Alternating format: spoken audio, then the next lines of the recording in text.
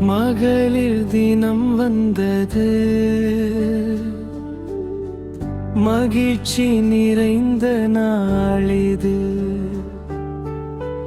அன்பும் தியாகமும் பாசமும், அதுவே ஒரு பெண்ணின் பெருமையும்.